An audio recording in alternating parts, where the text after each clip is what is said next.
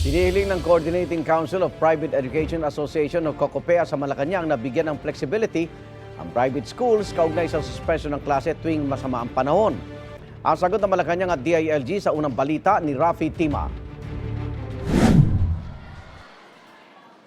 3 buwan pa lang mula nang magbukas ang klase, 7 class days na ang nawala sa Metro Manila dahil sa mga suspensyong bunsod ng masamang panahon. Pero sa huling suspensyon ng klase noong nakarang linggo, maayos naman ang panahon. Kaya sa Malacanang na humiling ang Coordinating Council of Private Education Association o COCOPEA na bigyan ng mga pribadong paaralan ng flexibility para magdesisyon sa suspensyon ng klase. Remember, we're still catching up because of the pandemic. Meron tayong learning crisis. No? So, ang epekto nito, bukod sa kinukulang ng ating mga class days, nai-stress ang mga estudyante because they're playing catch-up. Noon pa man may kapangyarihan ng mga paaralang magsuspende ng klase kung kailangan. Pero hindi nito maaaring bawiin ang suspensyon kung galing na sa DILG na inatasan ng Malacanang na magsuspende ng klase at opisina sa gobyerno simula nitong Hulyo.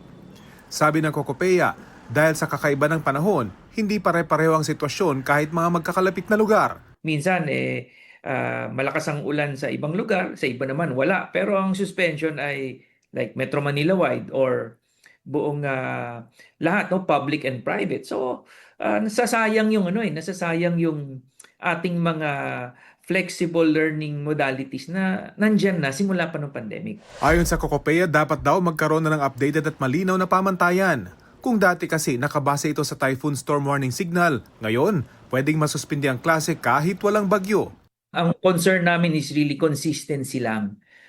Whoever will make that announcement should follow the guidelines that will be agreed upon. Pero yun nga, sana masama sa guidelines na on certain situations naman, ibigay na sa schools at the level of the schools ang desisyon.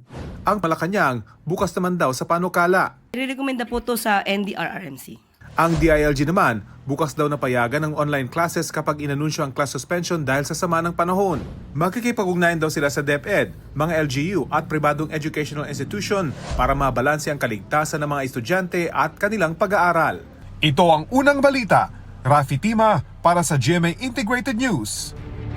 Igan, mauna ka sa mga balita, mag-subscribe na sa GMA Integrated News sa YouTube para sa iba't ibang ulat sa ating bansa.